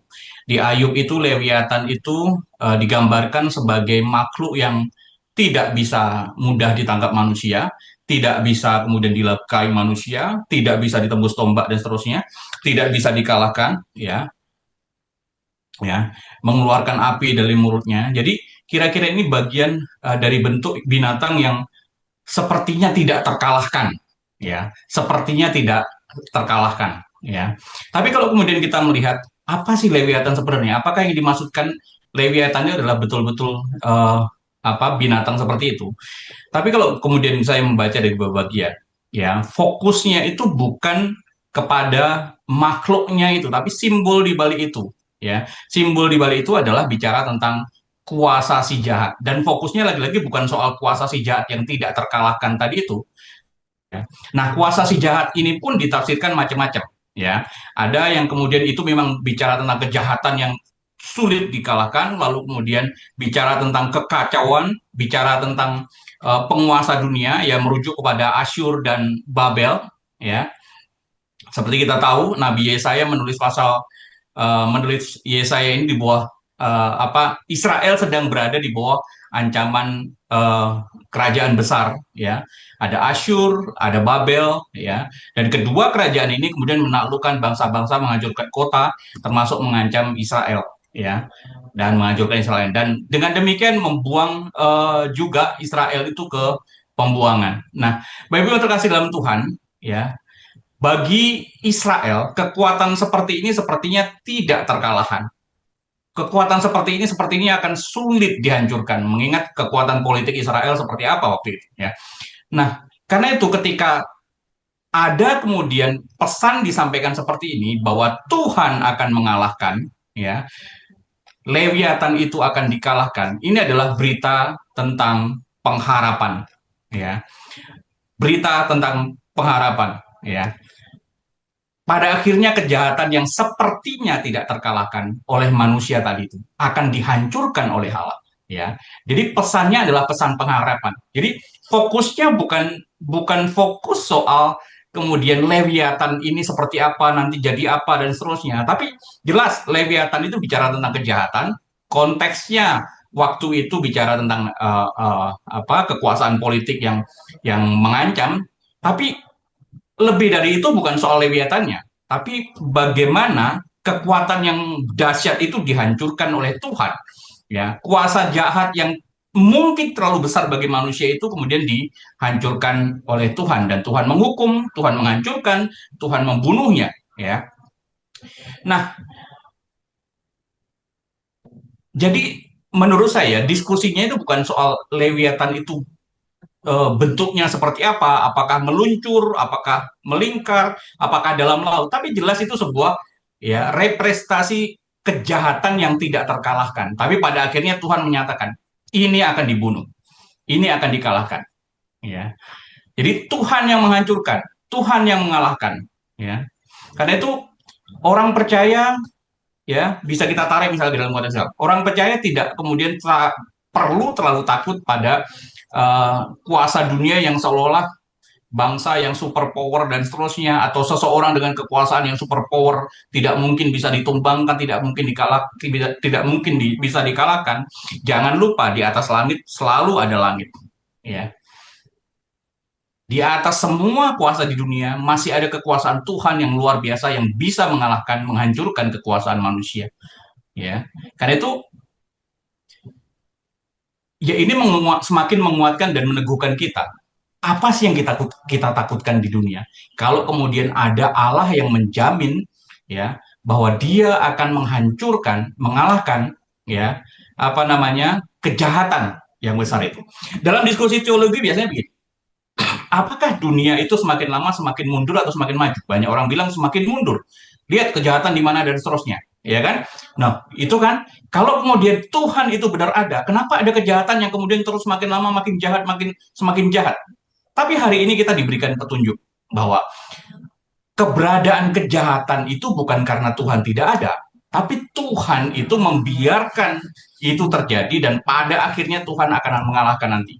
Ya, jadi secara nubuatannya, ya ini memang berkaitan dengan Asyur dan seterusnya. Tapi jangan lupa itu berkaitan dengan eskatologis bahwa Tuhan akan menghancurkan kejahatan yang maha dahsyat itu. Jadi kalau adanya kejahatan, kalau orang semakin lama semakin jahat, itu tidak menunjukkan bahwa Tuhan tidak ada. Tuhan membiarkan itu terjadi, ya. Tapi Tuhan jangan lupa, nanti Tuhan akan menghancurkan kejahatan-kejahatan demikian. Nah, Bapak Ibu terkasih dalam Tuhan, apa yang disampaikan Yesaya ini menarik. Selanjutnya seperti lompat-lompat, ya. Dari bicara kejahatan yang akan dihancurkan, lalu kemudian berubah menjadi bicara tentang nyanyian Allah yang memelihara umatnya, nyanyian kebun anggur, ya. Pada waktu itu, jadi pada waktu itu bukan hanya kejahatan dihancurkan saja, tapi juga pada waktu itu berbicara Tuhan akan memelihara umatnya. Kejahatan dihancurkan, umatnya akan dipelihara. Ya, jadi ada pergeseran topik di sana. Ya, bernyanyilah tentang kebun anggur yang elok, aku Tuhan penjaganya dan seterusnya. Jadi Bapak Ibu, ya, umat digambarkan sebagai kebun anggur, ya. Tapi sebenarnya kalau kita merefer kepada Yesaya 5, ini bukan hanya Yesaya 27, umat itu digambarkan sebagai kebun anggur. Yesaya 5 pun pernah menyebut bahwa umat itu adalah kebun anggur. Problemnya adalah di Yesaya 5, Israel itu digambarkan sebagai kebun yang menghasilkan buah tidak maksimal, buahnya itu asam-asam. Maka kalau buah yang asam itu ya lebih baik ditebang saja. Ngapain kemudian biarkan anggur asam ditanam terus-menerus? Ya, hasilnya itu tidak seperti yang diharapkan, buahnya asam, maka harus tebang. Tapi kita lihat, itu di Yesaya 5. Sekarang pohon yang menghasilkan buah asam tadi itu kemudian akan dirawat oleh tuan si pemilik kebun ini, ya. Dirawat oleh tuan pemilik kebun ini. Jadi dirubah dari pohon yang asam kemudian menghasilkan menjadi pohon yang elok, digambarkan di Yesaya. Ya. Indah, ya. Yang subur, yang terawat, ya. Kebun itu tidak lagi menghasilkan buah yang asam, tapi kebun itu menjadi kebun yang indah, yang elok. Bapak yang terkasih dalam Tuhan, ya, ini sebenarnya bukan hanya bicara tentang buahnya saja, tapi ini bicara tentang apa ya? Identitas yang kemudian dipulihkan dari yang sebelumnya tidak produktif menjadi bangsa yang produktif, dari bangsa yang sebelumnya tidak layak lalu kemudian harusnya dihancurkan, sekarang kemudian dipulihkan identitasnya. Ya, dulu layak ditebang, sekarang layak dinyanyikan, layak dipujikan. Betapa luar biasanya anggur yang enak itu, bukan anggur yang masam itu. Ya, Allah memperbaiki kondisi, Allah memulihkan identitas dari Israel itu. Yang jahat dikalahkan, ya, lalu kemudian umat Tuhan dipulihkan. Ya. Jadi ada perubahan, ya, ada perubahan status yang dialami, ada perubahan identitas yang dialami. Tapi jangan lupa, ini bukan karena Israel sendiri itu memang sudah pandai berbuah. Si pohon Israel ini sudah pandai berbuah, bukan lagi buah masam, sudah menjadi buah yang manis. Bukan soal Israelnya, tapi soal siapa yang merawat Israelnya. Ya, karena itu perlu ditunjukkan, ya, di dalam tes kita ditunjukkan bagaimana Tuhan itu secara aktif merawat pohon-pohon ini, ya. Apa yang dilakukan? Tuhan menjaga, ya. Aku menjaga, aku Tuhan penjaganya. Lihat, Tuhan tidak memberikan ini kepada malaikat, nabi, raja, pendeta, pemimpin rohani, tapi aku sendiri yang menjaganya. Tuhan yang mengawasi, Tuhan yang memiliki, ya. Tuhan tidak menyerahkan kepada semacam ya kepada orang lain, ya. Tuhan tidak menyerahkan, ya, pohon anggur ini supaya berbuah kepada sistem pertanian yang bagus, supaya hasilnya bagus, jadi diupayakan oleh manusia sendiri. Bukan itu, tapi Tuhan yang menjaga dan Tuhan yang merawatnya, ya. Ia sendiri yang menjaga, ya. Tentu berbeda dengan Yesaya 5, di mana Tuhan membiarkan kebun itu, dan betul kan hasilnya buahnya masam, ya. Tetapi sekarang Tuhan mengambil posisi sebagai penjaga yang kemudian aktif menjaga kebun ini siang dan malam digambarkan. Manusia mampu apa tidak kalau itu manusia yang kemudian mengupayakan? Saya pikir tidak mampu. Siang dan malam 24 jam dijagai terus. Ya, saya pikir manusia tidak mampu. CCTV pun bisa rusak, ya. Sistem dunia walaupun ada sip-sipan, ya, tetap ada bisa lengah, ya. Tapi bicara Tuhan yang menjaga itu adalah sebuah jaminan, ya. Tidak ada waktu yang luang, tidak ada shift berganti, tidak ada jam tidur, ya. Gusti Allah boten sare, ya. Dan istilah itu menguatkan kita. Tuhan itu tidak pernah tidur menjaga kita, ya. Menguatkan iman kita, ya, kepada Sang Penjaga kita itu, Sang Pemelihara itu, ya. Kalau kemudian kita melihat di Mazmur 121 digambarkan di sana juga bahwa penjaga Israel itu tidak pernah tertelat. Lagi-lagi Tuhan Gusti Allah boten sare, ya. Kalau itu digantungkan pada manusia, ya manusia bisa lalai. Manusia bisa khilaf, ya. Tapi Tuhanlah yang menghandle itu sendiri, yang memegang, menjagai manusia ini, dan itu jaminan, ya. Jadi buah bisa bagus, umat dipulihkan bukan karena umat sendiri, tapi Tuhan yang kemudian memulihkan melalui Dia menjaga, lalu kemudian memelihara. Ya, dikatakan aku menyiraminya terus-menerus, ya. Dikatakan setiap saat aku menyiraminya. Artinya apa? Aku menyiraminya terus-menerus setiap saat, ya. Ini bukan sesekali, bukan nunggu musim hujan baru disiram, tidak. Tapi setiap saat Tuhan menyirami. Kalau kemudian tanaman mendapat asupan air yang cukup, apalagi itu di gunung, ya, menurut Mazmur 1 ayat 3, maka pohon itu akan menghasilkan buahnya pada musimnya, dan tidak layu daunnya, apa saja yang diperbuatnya berhasil, dan seterusnya. Ya. Kalau mendapat asupan air yang cukup, dan jaminan yang kedua ini, ya, diberikan Tuhan kepada Israel setiap saat aku menyiraminya. Lagi-lagi mengingatkan kita, ya, orang percaya yang dikasihinya, ya, yang begitu luar biasa dijaganya, jangan lupa, ya, orang yang sama juga ada dalam pemeliharaan Tuhan. Jadi jangan sedikit-sedikit nyalain Tuhan kalau ada sesuatu yang tidak sesuai dengan harapan. Ya. Yang ketiga, ya, Tuhan itu menghalau Hama. Sekiranya tampak kepadaku putri malu dan rumput, aku akan bertindak. Dua hal disebutkan, memeranginya dan membakarnya sekaligus. Ya, dihancurkan sekaligus. Ya. Apa itu putri malu dan rumput? Ya, itu gambaran semak duri, onak duri seperti dikatakan tadi. Ya, tanaman liar yang kemudian ini adalah hama di kebun, ya. Pengganggu, ya. Tanaman penyusup, kira-kira begitu, ya. Nah, hama begini tidak dibiarkan merusak kebun anggur, ya, Tuhan membersihkan si pengganggu-pengganggu ini dan menghancurkan sama sekali. Ya, kalau ada yang tanaman pengganggu, Tuhan tidak tinggal diam. Ya, ya. Jadi bukan lagi cuman dilihat saja, ya, bukan cuman dilihat saja, ya, tapi betul-betul dibersihkan dan kemudian dihancurkan.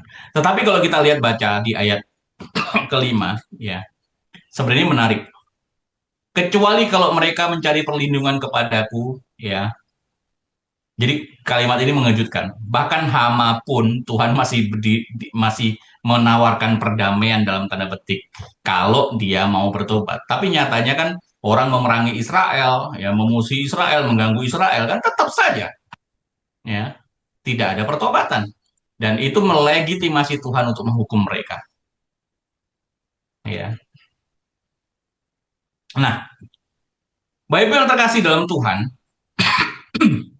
dan pada akhirnya kalau kita perhatikan, ya, maka tanaman itu menjadi bertumbuh. Si pohon anggur tadi yang sebelumnya berbuah masam, sekarang berbuah, bukan hanya berbuah, itu dimulai dari berakar, lalu kemudian bertunas, kemudian berkembang, dan kemudian dikatakan memenuhi bumi. Ya, pada hari-hari yang akan datang Yakub akan berakar, Israel akan berkembang dan bertunas memenuhi muka bumi dengan hasil-hasilnya. Ya.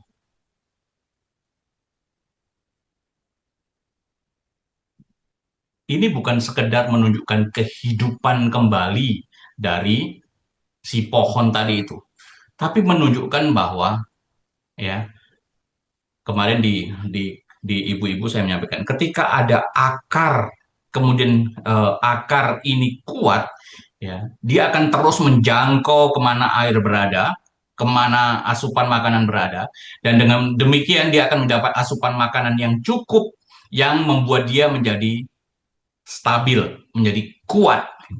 Ya, ini adalah cerminan stabilitas dari si pohon itu sendiri. Kalau akarnya kuat, mengakar kemana-mana, mencari asupan makanan dan seterusnya.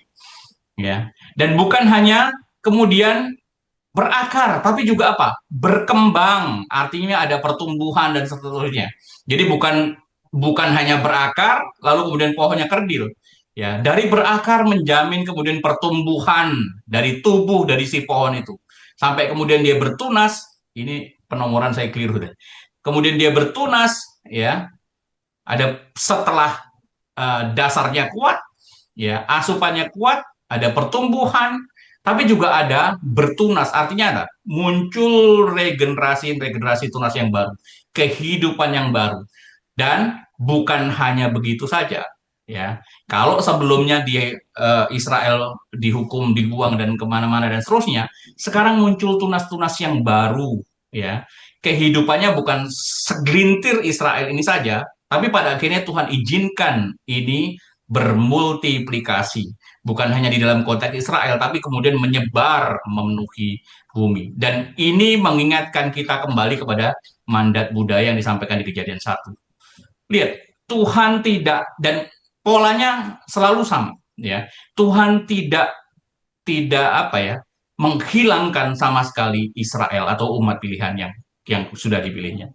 Kejadian 1, ya, Tuhan bilang penuhilah bumi dan seterusnya. Tapi oleh karena dosa dan seterusnya, ya, lalu kemudian ada air bah, ya, air bah menghilangkan sama sekali, menghilangkan hanya tersisa berapa orang saja. Dan kalau kita perhatikan, kalau Pak Bigman ajarkan, itu bagian dari progresif, ya, soteriologi, progresif pemilihan, ya. Karena apa? Ada satu suku yang hilang di sana, ya. Keturunan Kain tidak ada, yang ada hanya keturunan, ya,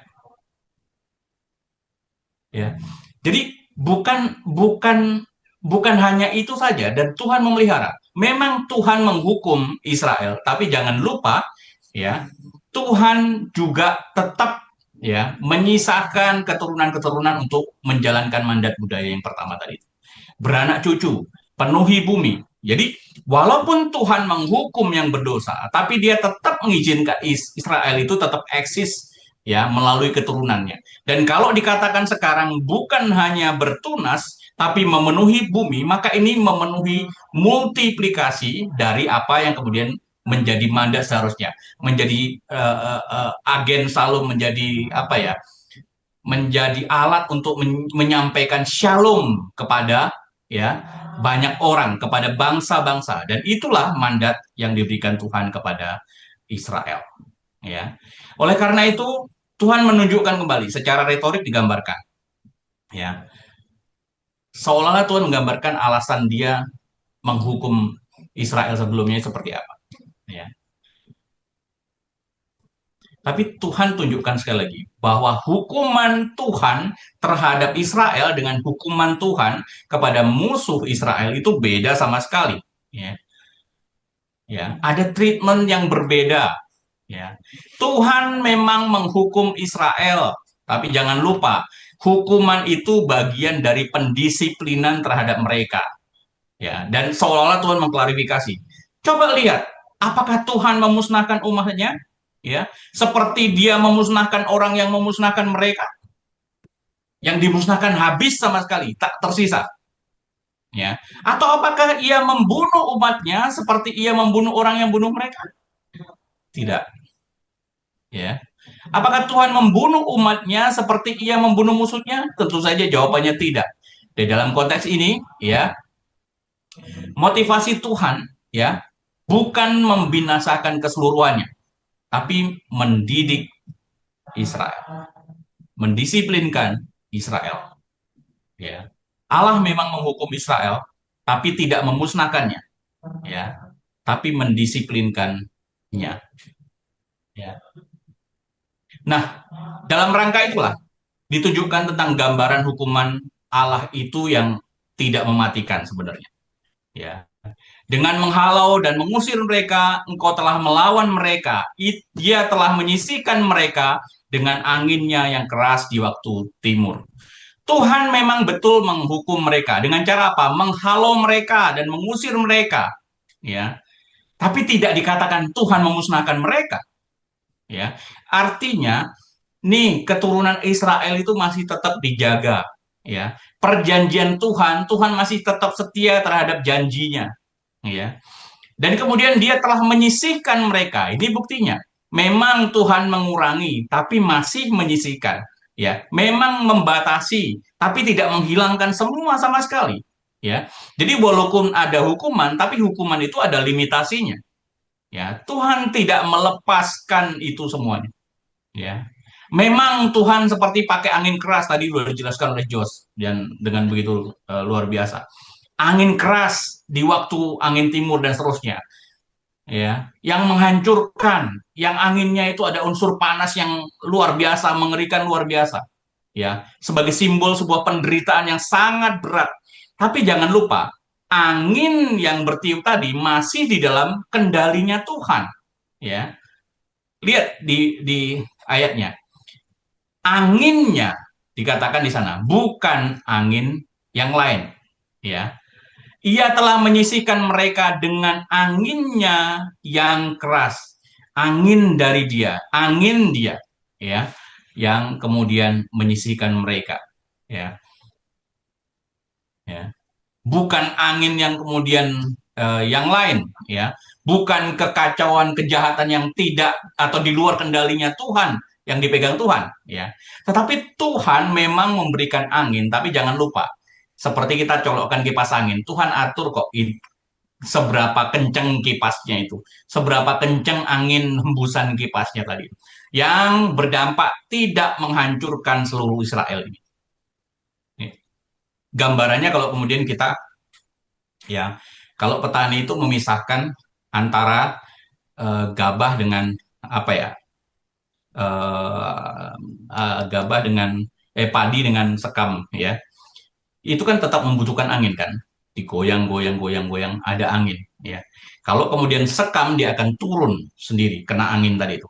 Tapi kalau kemudian dia masih padi, ya, ada bulirnya, maka dia tidak mungkin jatuh hilang sama sekali seperti sekam tadi. Artinya apa?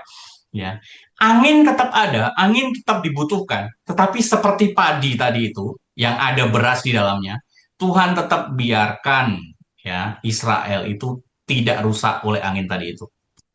Ya, walaupun keras tetap terukur ya, sehingga tidak menghancurkan padi.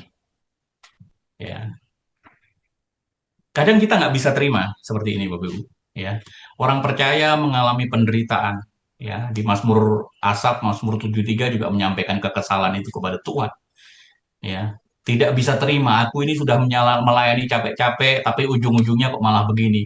Orang fasik dibuat gemuk tubuh mereka dan seterusnya. Kenapa saya tidak? Ya, orang fasik tidak sakit-sakitan. Kenapa saya sakit-sakitan? Ya, tapi hari ini kita ditunjukkan. Ya, penderitaan yang dialami seringkali bukan karena Tuhan mau menghancurkan kita, tapi kadang-kadang diberikan kepada kita untuk mendisiplinkan kita, untuk mendidik kita, ya. Dan tujuannya itu kalau minjem istilah Pak Big Man itu bukan downgrade, tapi upgrade, ya. Dan membawa kita kembali kepada Tuhan, ya.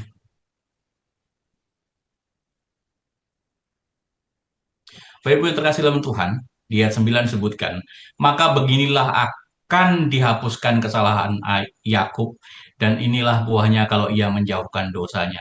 Ia akan membuat segala batu mezbah seperti batu katur yang dipecah-pecahkan, sehingga tidak lagi tiang-tiang berhala dan pedupaan yang ditinggalkannya.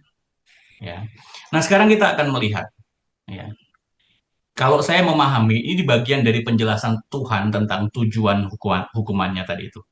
Ya, seperti sudah disinggung. Bahwa tujuannya itu apa sih?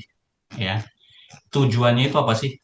Ya, tujuan Tuhan itu bukan apa-apa. Mau Tuhan ingin memurnikan Israel.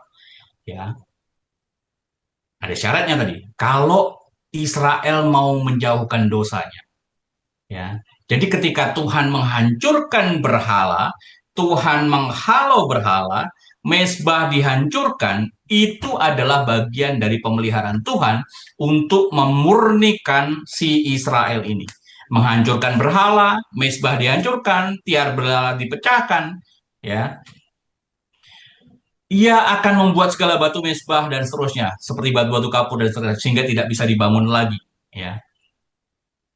Lihat, inilah buahnya kalau ia menjauhkan dosanya. Ya. Inilah akan dihapuskan kesalahan Yakub dan inilah buahnya kalau ia menjauhkan dosanya. Kalau kemudian Israel mau menjauhkan dosanya, maka Tuhan akan memulihkan sepenuhnya dengan cara apa? Mensterilisasi, ya, memurnikan si Israel itu sendiri. Dengan cara apa? Ya, Tuhan bukan hanya menginginkan umat menjauh dari dosa seperti komitmen yang diinginkan, tapi Tuhan ya sebagai bagian dari pemeliharanya juga akan menghancurkan si biang dosanya tadi itu, ya. Ya, menghancurkan berhala-berhala tadi itu.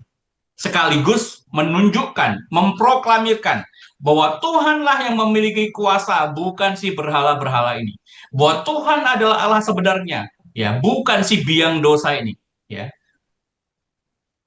Jadi Tuhan ya membersihkan penyembahan-penyembahan palsu sebagai bagian dari pemeliharaan Tuhan atas Israel tadi.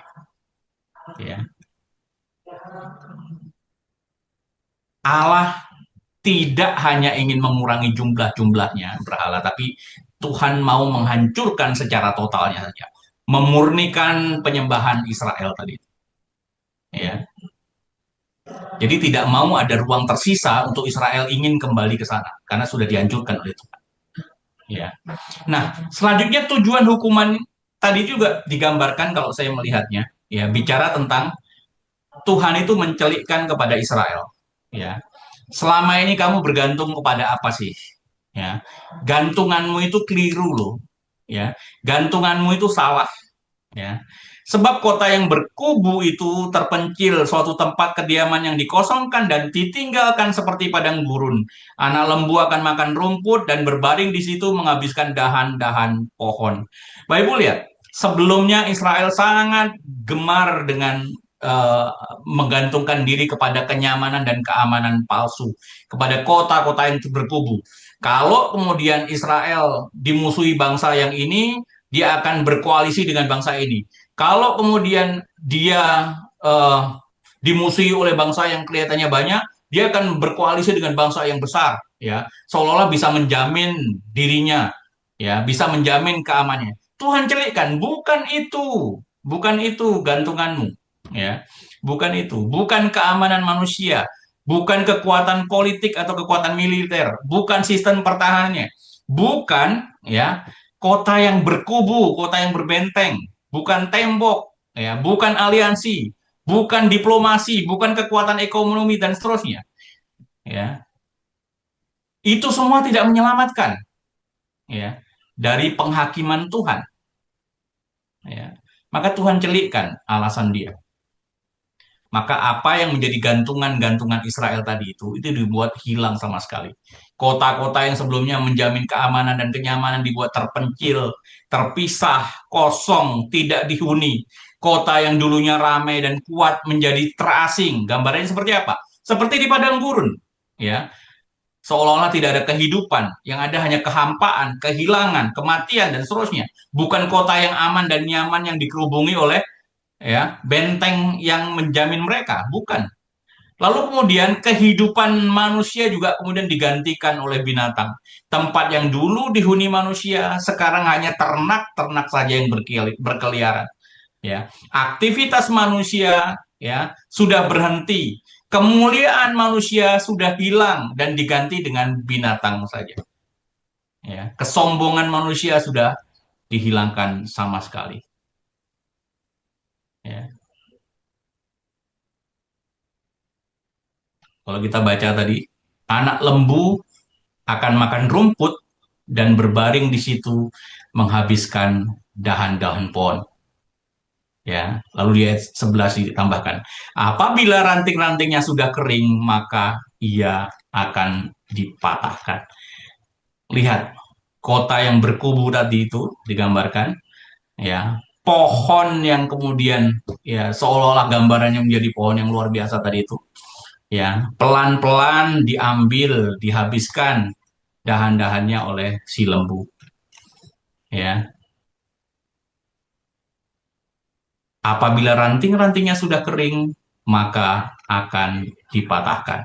Kalau dahan-dahan yang dimakan tadi sudah kering, ya, sudah habis yang dimakan, yaitu mempengaruhi kemudian ranting-ranting itu, dan pada akhirnya ranting-ranting bisa bisa eh, menjadi kering dan seterusnya, ya. Seperti kita tahu lah, pohon itu bisa menjadi kering kalau kemudian daun dan dahan-dahan mudanya itu sering dimakan oleh anak lembu atau ternak-ternak lain, ya.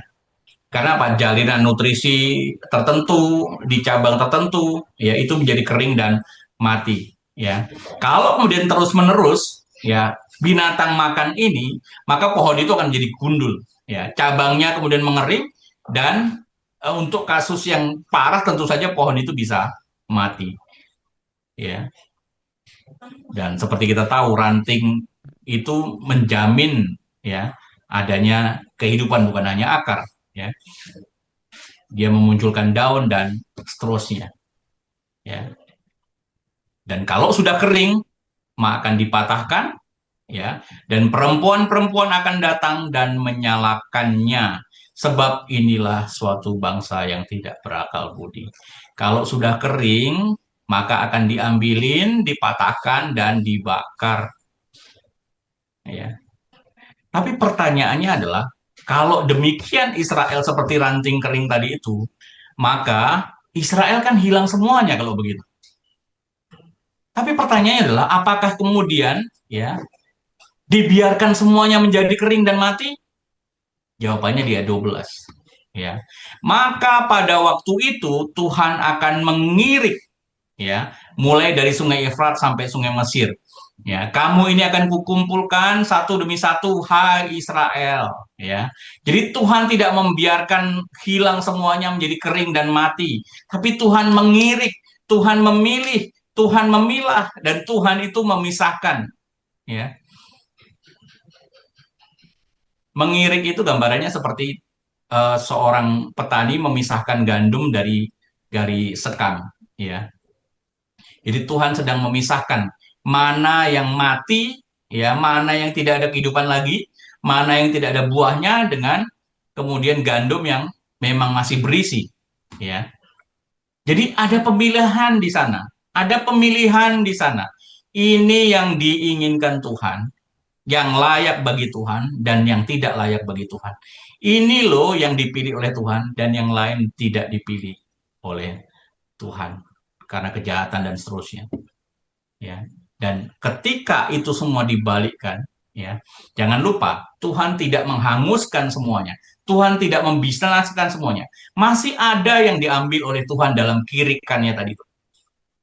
Ya. Dan jangan lupa, ini sifatnya bukan kolektif, artinya satu bangsa, ya, semua diselamatkan, bukan. Ya, bukan massal, bukan kolektif, tapi lihat digambarkan ayat 12. Ini personal, ya. Kamu ini akan dikumpulkan satu demi satu, hai Israel. Dipilih, dipilah. Mana yang akan dipilih diselamatkan Tuhan dan mana yang kemudian tidak. Ya. Maka endingnya, ya, endingnya adalah Tuhan tidak sedang membangun kekuatan politik Israel. Tuhan tidak sedang membangun kekuatan pemerintahan kubu-kubu itu Israel dengan bangsa-bangsa lain dan seterusnya. Tapi Tuhan ingin mengarahkan Israel agar sujud menyembah kepada Tuhan di gunungnya yang kudus di Yerusalem. Jadi konklusi terakhirnya itu bukan kemudian menjamin jumlah, bukan kuantitatif, bukan kemudian kebesaran, ya, bukan kemuliaan kerajaan Israel di dunia, tetapi ya kunci utamanya adalah itu semua dikembalikan agar ya penyembahan kepada Tuhan itu dapat dijalankan dengan benar. Ya. Sujud menyembah di Israel. Ya. Jadi tujuannya bukan sekedar Tuhan mengembalikan untuk pulang ke tanah air, bukan. Tapi tujuannya jelas, sujud menyembah di Yerusalem. Ada pemulihan relasi Tuhan dengan umatnya. Ada pemulihan persekutuan Tuhan dengan umatnya. Ada jalinan kembali ibadah antara Tuhan dengan umatnya. Ya, ada pemulihan perjanjian Tuhan dengan umatnya. Ya. Bapak Ibu, saya pikir ini luar biasa, ya, memberkati kita. Ada beberapa hal yang bisa kita pelajari misalnya dari bagian yang tadi itu. Ya. Ada pengharapan Tuhan, ya, di tengah dunia yang jahat saat ini. Ya. Kalau tadi katakan kejahatan yang luar biasa nggak mungkin dikalahkan, kata Ayub. Tidak, Tuhan akan mengalahkan. Ya. Kejahatan tidak mungkin menang selama-lamanya. Ya. Kekuasaan yang superior tidak mungkin menang selama-lamanya. Ya. Tuhan memegang kendali atas penguasa-penguasa tadi itu. Dan jangan lupa pemerintahan, kerajaan, pemimpin, siapapun dia, itu di bawah kendali Tuhan. Dan Tuhan menginginkan mereka menjalankan sesuatu bagi Tuhan. Baik itu untuk memberkati maupun untuk menjadi alat hukuman. Dan biasanya kalau alat hukuman itu menjadi sombong dan seterusnya, ya. Dan pada akhirnya Tuhan juga akan menghukum orang yang demikian. Atau bangsa yang demikian. Penguasa yang demikian. Ya, kerajaan yang demikian. Ya. Lalu kemudian kita diingatkan juga bahwa sebenarnya Tuhan itu aktif loh memelihara hidup kita. Tuhan itu selalu melihat kita, ya. Seolah-olah kondisi kita tidak seperti orang yang diberkati Tuhan, ya. Tapi di Yesaya 27 ini juga kita diingatkan bahwa Tuhan itu menjaga hidup kita loh.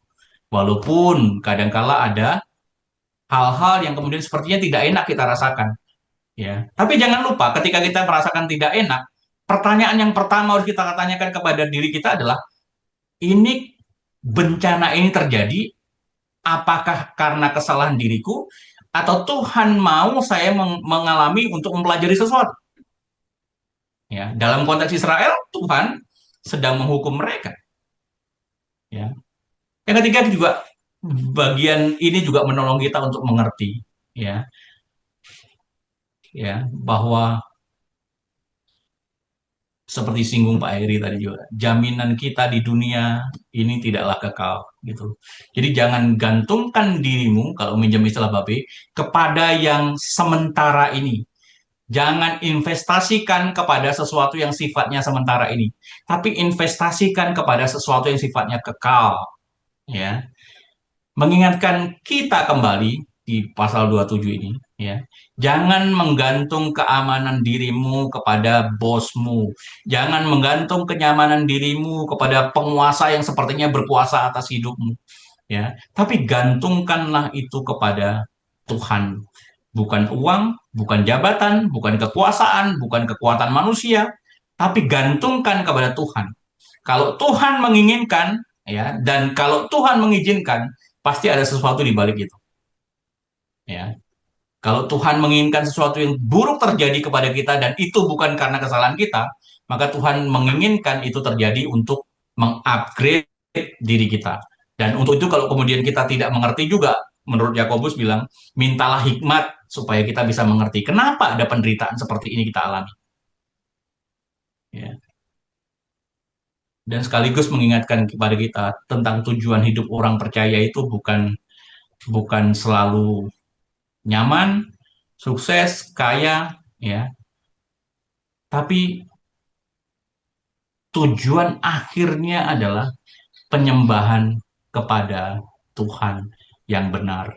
Jangan sampai ini semua tujuan-tujuan sementara kita ini membatasi tujuan akhir yang kemudian Tuhan inginkan menjadi penyembahnya. Maka kalau tidak, bisa jadi kita akan dimurnikan seperti Israel. Ya, dihilangkan berhala-berhalanya tadi itu dan dikembalikan kepada Israel yang benar, umat yang benar yang dikasihi Tuhan.